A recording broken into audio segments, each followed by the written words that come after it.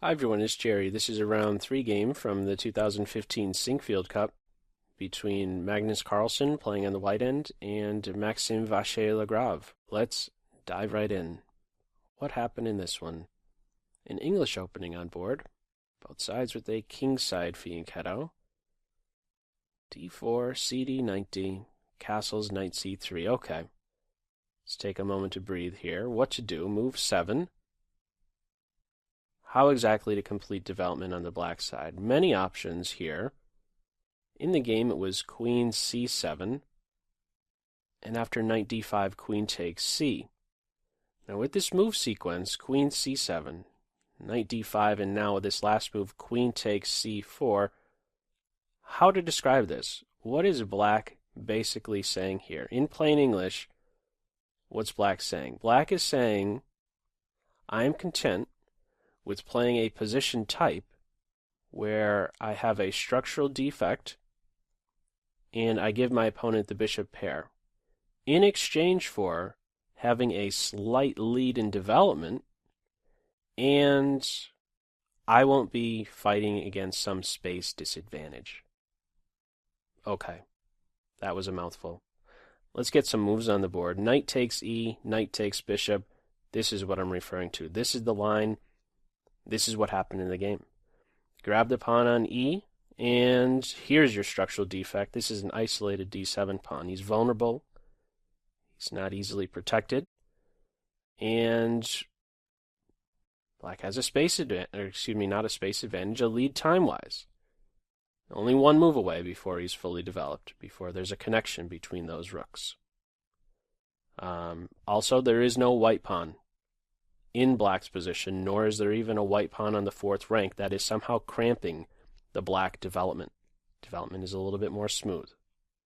So these are some of the pros and cons that we have on deck here. Not the only approach. As mentioned, many approaches here. This is the one that was picked in the game, queen c7. I'd like to just highlight one, maybe two more very quickly. Knight c6, if that's not, if you kind of cringe if you're playing on the black side, especially, if you're the positional type player. A positional player, they like having nice, harmonious structures. I'm more of that type. And that really wouldn't be so appealing to me on the black side to play a structure like that. But however you slice it, white will have some advantage in some way. There will be some position type that will be favorable to the white side. Let's say after castles here, how exactly to get this bishop out now? You have to move one of these two, but there's now pressure on the knight. Do you take here? This speeds up. This gives a slight time edge here for the white side, developing a piece like this, moving that knight twice. You could go in for that and follow up, keeping a nice structure, but time maybe not on your side as much. More space for white, the c4 pawn. There's even, let's say, the move queen a5. Let's just put this on board, queen a5, the queen coming over here, c5. Just go a little bit further. There's lines like this where, in the end, white is still having something. In this case, two bishops breathing down the queen side. Maybe f4, e5 at some point. Knight c5, tremendous square for a knight. Quite possibly. Yeah, so many different options. Let me just even throw out one more at this point. After knight c6 castle, there's even a gambit line. Maybe you're more of the tactical player. Okay, you're fine with giving up a pawn, because in this position, black has maybe some compensation. I don't know full compensation, but some compensation in the form of queenside pressure against white. They're down a pawn, but here we have the rook, the bishop converging on b2. Watch out, bishop f5. Here comes a rook. You get the idea. Many different position types. What do we have on board? This one here. Okay. Let's get some more moves in. Castles. Knight c6. What do we do? Take the knight, repair the structure? Definitely not. Bishop e3. Knight g4. So this bishop pair, by the way, is short-lived when white goes in for this. Yeah, so I mean bishop e3, knight g4 is basically forcing white's hand. This knight is hit too many times. You cannot be You cannot maintain the knight on d4. So knight c2, knight takes bishop, knight takes knight, queen e7. So something changed there. We had a knight for bishop exchange, so it's no longer bishop pair type advantage position. Our eye might start to look in this position towards, okay, we have the bishop pair on board, or excuse me, not the bishop pair, opposite color bishops. But what still remains in the position, what is still standing out here, if just passing by and looking at a game like this, what jumps out to you? For me, it's the structure. That's the main difference in this game here. Playing against the d7 pawn, playing against the black structure. Okay. Knight d5, improving his position, nice central post. This is an isolated pawn. Squares in front of it act as excellent homes, and this is, really can't ask for a better home for a knight. Bishop takes, b2, and there goes black's b-pawn. So the b-pawns are exchanged, one pair of rooks are exchanged, and now e3. Rook b2, a4, and black is now challenging the strong knight. White says, not so fast. I don't want to allow the knight exchange and enter an opposite color bishop ending. I don't want to tend towards, let's just say, I don't want to tend towards a position that is maybe simplifying a little bit too much where we have an opposite color bishop ending.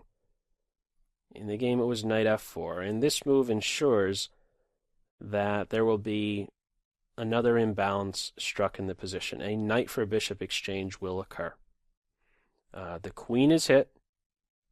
In the game it was bishop takes knight. If you don't take the knight, if you do something else, such as queen here, there is knight d3 with a fork. So again, however you slice it, the bishop for knight exchange will occur, and this would actually be terrible. If queen d6, knight d3, rook here, you're not only getting the bishop, but there goes that vulnerable pawn. So black recognizes this knight d3 move and says, well, I'm going to at least double your pawns. Bishop takes knight. How to take? What would you do here? Quick pop quiz if you'd like. Pause the video. How would you recapture on f4? Okay, in the game, it was e takes f. The computer will cite both g takes and e takes.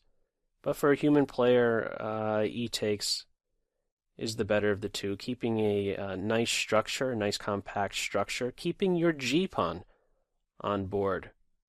Computer will suffer no anxiety, but a human player will start to maybe become a little bit anxious of moves like knight h4, exerting pressure on these squares here at some point, maybe. So just to rule out stuff like that. E takes f4, nice structure. One of the drawbacks, you might see this, you might view this as, well, when I take like this, now I've given black this passed pawn. This should not be really entering your thought process. It should not be viewed that this pawn is all of a sudden dangerous. Maybe for some viewers seeing a capture like this, they might think like that, but this pawn is a long way off, a very long way off from posing any serious threat to the white side. Black has their own worries, mind you. I've referenced already the d-pawn. The d-pawn is weak. But after we have this exchange here, after bishop for knight exchange, this is another big deal. This is another big shift in the game, an imbalance, a knight for bishop imbalance.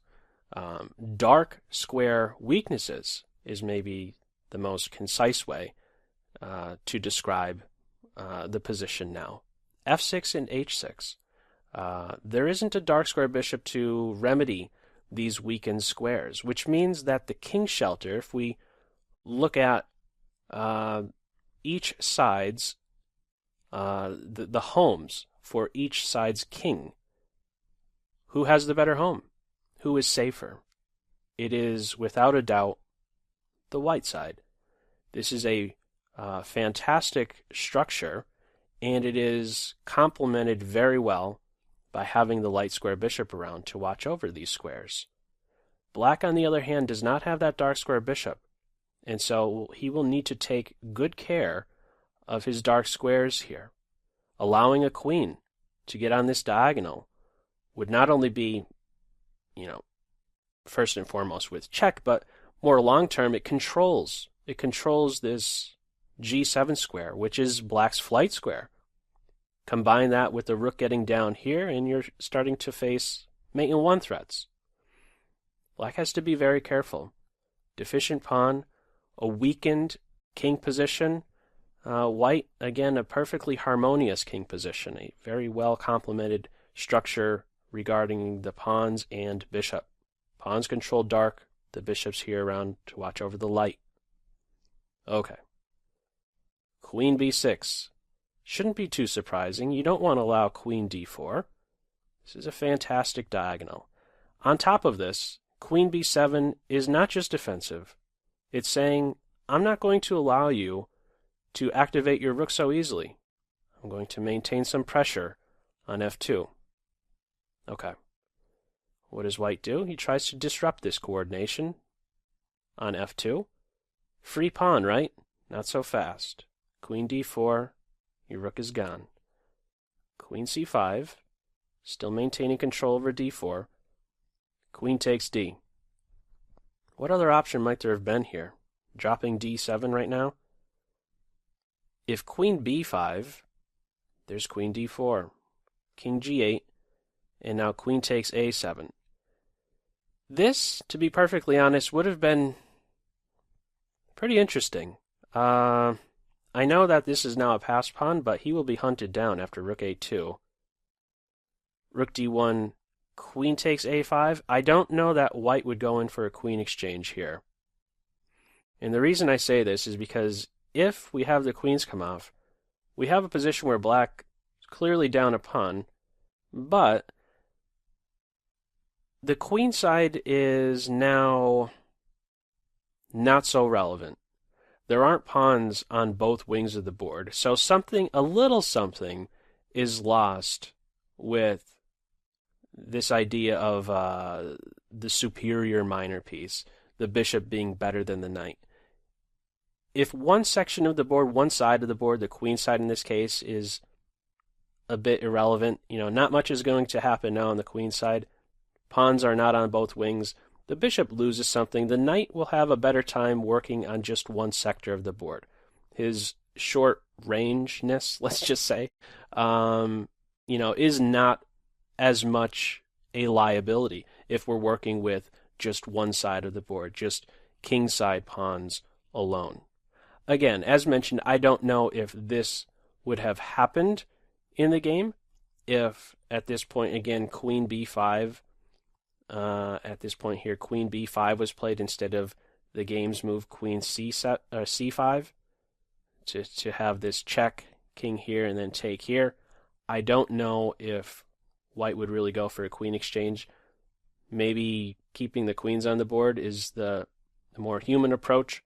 You don't see it, but the computer evaluation has this variation and the one where the queens are off as roughly the same.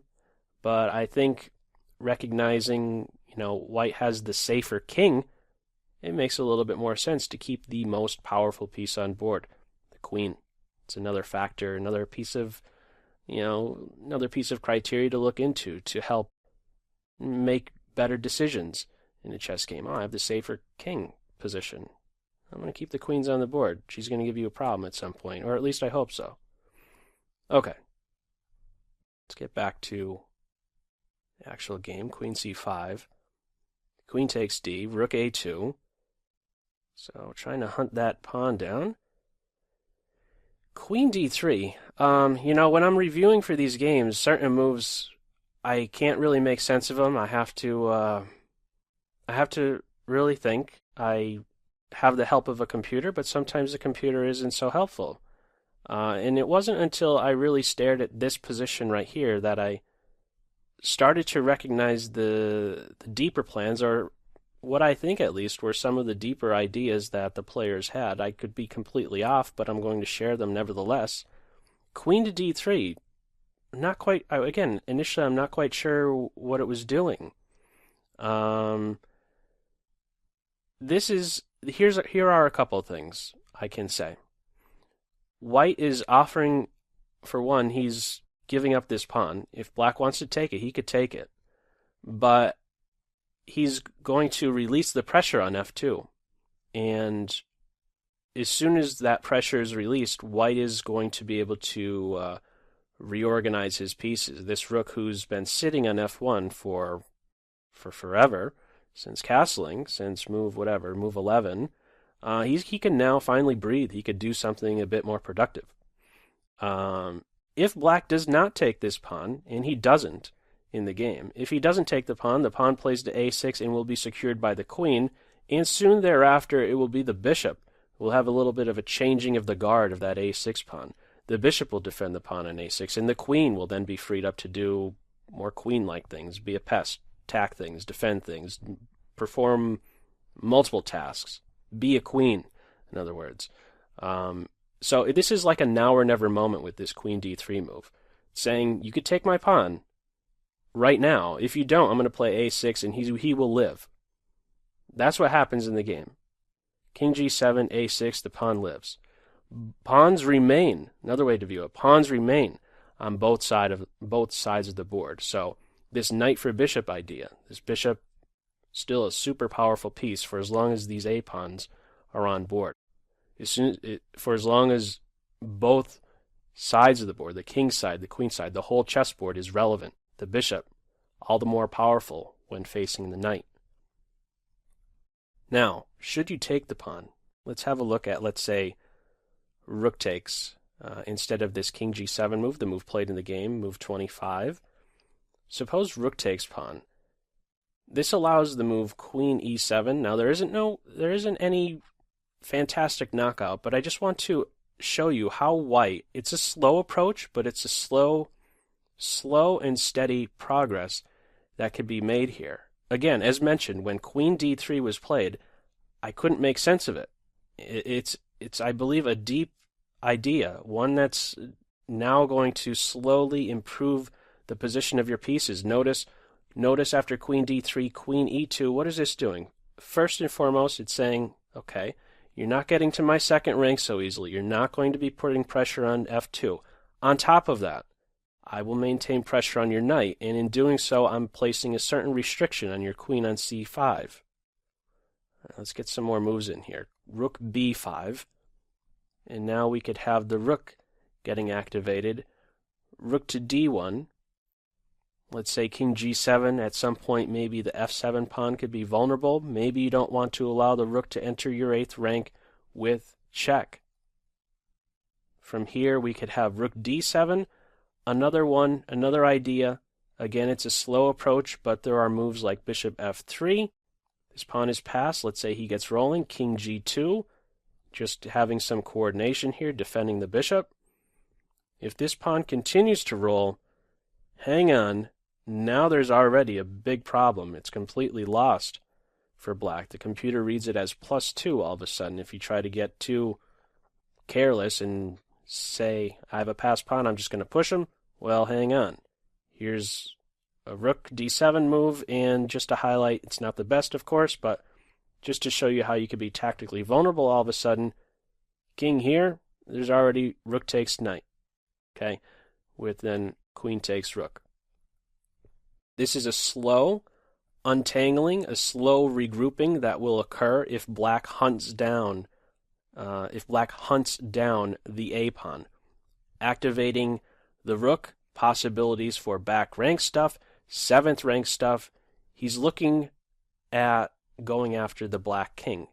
Additionally, do not forget about this idea of breaking down the black kingside structure with h4. h4, h5 stuff. As mentioned, rook d7 would be good here, but just to highlight certain structural changes on the king side, because that's where we only have pawns right now. h4, this is not best by any means. I just want to highlight certain structural changes. If h5, maybe at some point f5 can play a role. This knight, if he's no longer there, if there aren't pieces anymore watching over f5, this is a nice way to break down a black pawn structure. And if h5 isn't played, maybe this pawn one day gets here and takes away a flight square from the black king. So this is a very slow approach. It's a nice little reorganization. It did kick off. It started with this queen d3. Again, in the game, this queen d3 move. This is a now or never moment. You're going to take the pawn now or allow me to regroup.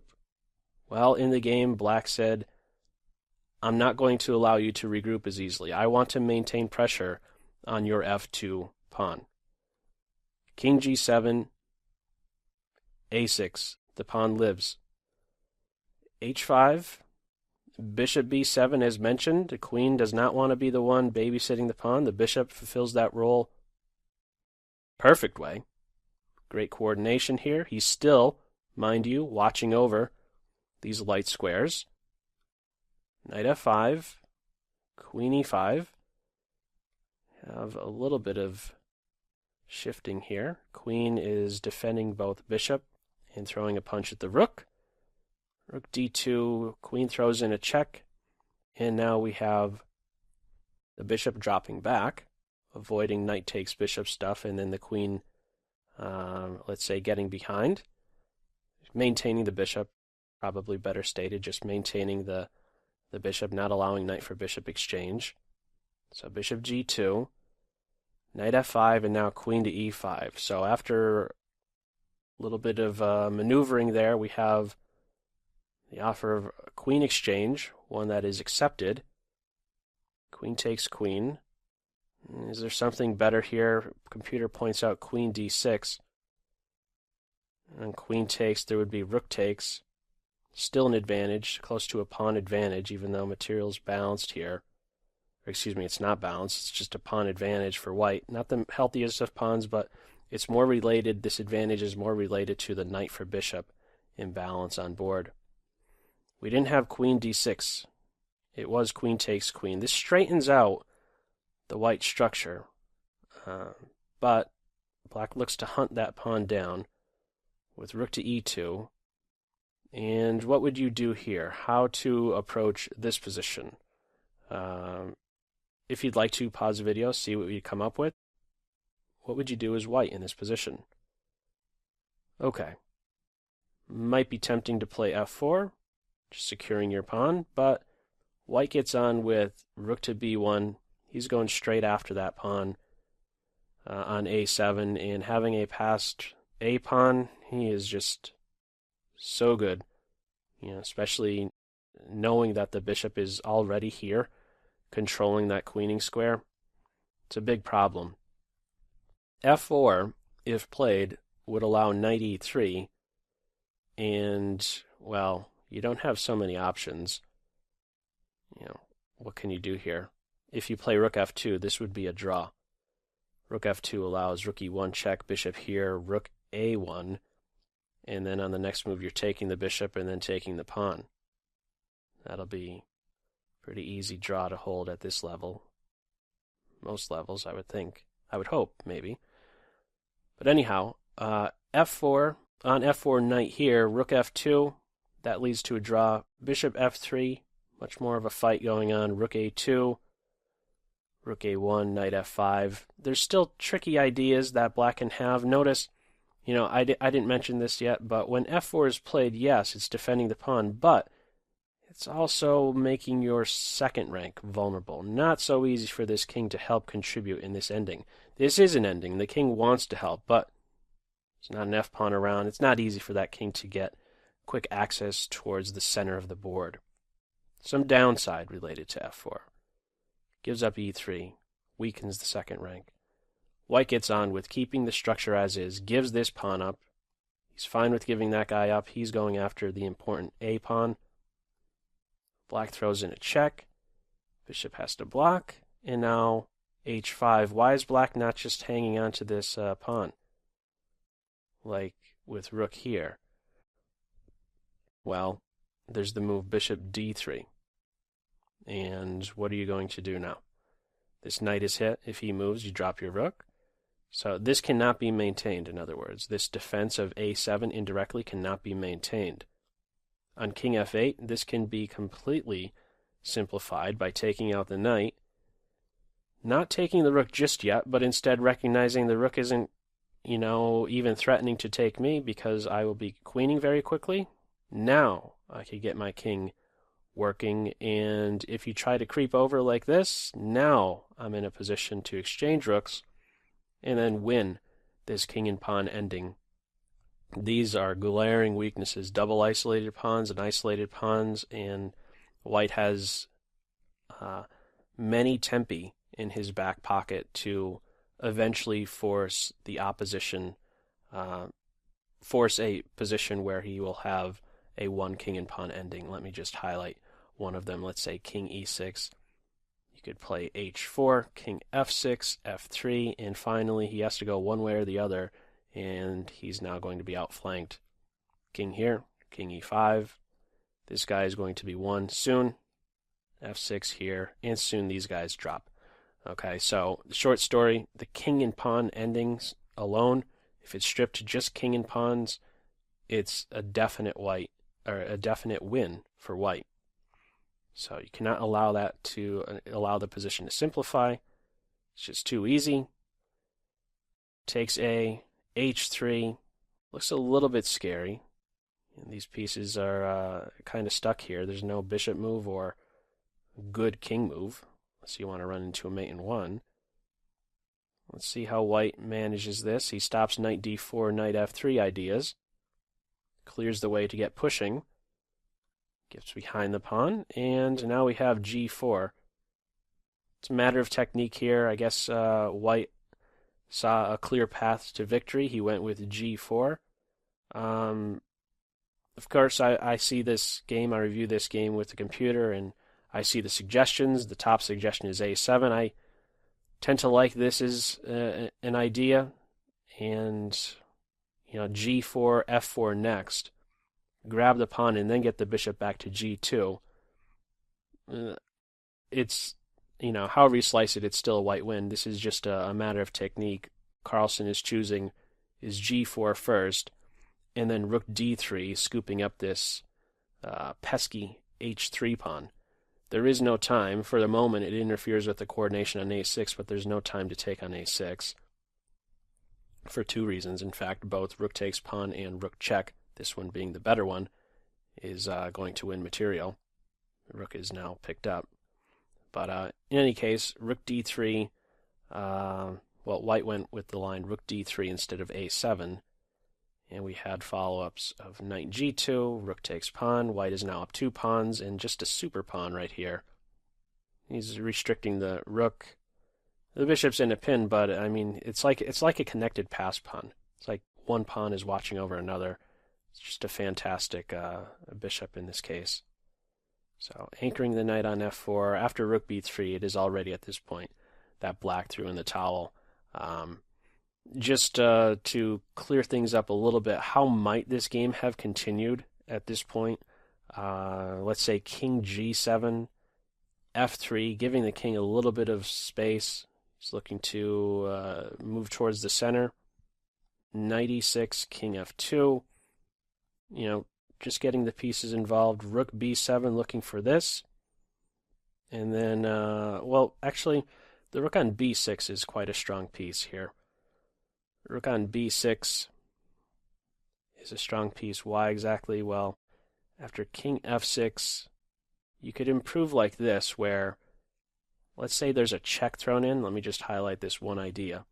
King e3, by keeping the rook on the 6th rank, and this bishop trained on the pawn, or let's just say the a6 square, these pawns here, these base pawns, the f3 pawn and the pawn on h2, they are indirectly defended. So in other words, taking like this is no good because white can push right away, and after rook a2, there's this interference move of rook to a6. This would even pop up in situations where the knight was on the c5 square. For example, let's just say instead of king f6, let's say knight was playing here, and we had something like this, where the rook played here. Let's just say the bishop played not to that square, but rather b5.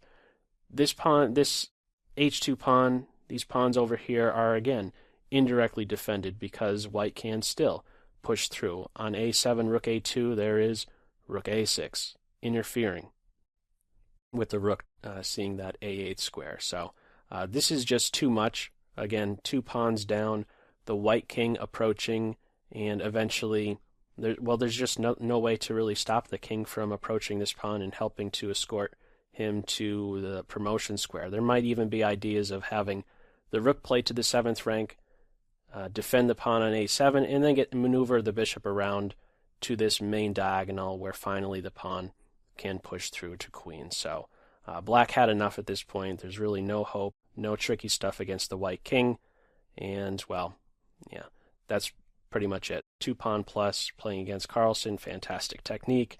There's no need to go any further at this point. So, interesting game. Again, early on, the move 7, queen c7, not the only approach. Maybe you took a little bit away from seeing the different position types that you could go down, the different paths you can choose, different roads. You could the different roads that you can go down, and what more? The that queen, that mysterious, for me at least, that mysterious queen d3 move. That was a little bit deep for me. I had to really think that one through. Around what point here? Queen d3. Right here, queen d3. It took a while to really make sense of this. You know, you had that moment to take the pawn, but it would allow white to get their pieces organized, defend their one vulnerable point, that pawn on f2, and then slowly, steadily improve the position of their pieces. And then, when well coordinated, when f2 has already been defended, secured, you could start to think about, okay, how can I attack this vulnerable king who has, you know, the f6 square, the h6 square, the diagonal. They're without the dark square bishop. How to exploit the vulnerable king. So I found that, for me personally, I found that very instructive. Maybe you did as well. Feel free, as usual, to leave any feedback to this video. And as usual, I hope you got something out of it. That's all for now. Take care. Bye. And after bishop d2, Grisha played bishop e7, and to everyone's surprise, stood up, giggled a little bit, and said, "Aha, I've inconvenienced your queen bishop."